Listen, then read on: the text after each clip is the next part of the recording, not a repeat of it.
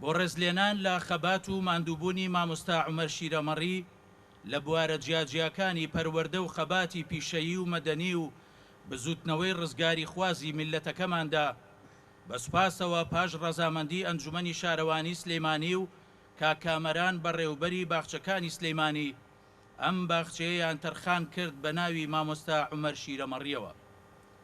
هەڤاڵ دەرباز کۆسرەد ڕەسوول عەلی بڕیاری دا کە مۆنۆمنتێکی شایستە هەر لەم باخچەیەدا بۆ ڕێزگرتنی زیاتر و بە زیندوی هێشتنەوەی یاد و بیرەوەریەکانی دروست بکات بۆ مامۆستا عومەر کە ئەرک و تێچووی مۆنۆمنتەکەی گرتە ئەستۆ.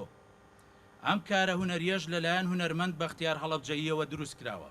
مامۆستا عومەر شیرەمەڕی یادی بەخێر پیاوێکی شۆڕژگەر بوو، یەکێ لەوانە بوو کە زیندانی سیاسی هەبوو، لە بواری پەروەردە کاری کردبوو، لە بواری حیزبی لە زۆر بوارەکانی تر کاری کردووە.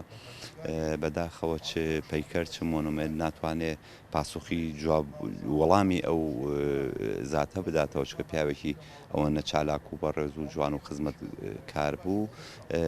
بەڵام ئەوەی کە لە دەست ئێمەیە هەر ئەمەمان پێکرێ، خۆشبەختانە توانیمان کارێکی جوانی بۆ بکەین ئەم دیواربەندە کە ئەم مۆنومنتەکە پێگاتەوە لە دیواربەندێک بە شێوەی گرافیکی، بە شێوەیەکی گرافیکی کاری لەسەر کراوە. ئەو مام بۆ کردو کە خۆتانی بینین لە بەرزی 4 مەتر تەمەناکەم بێتە جێگەی شانازی بۆمان.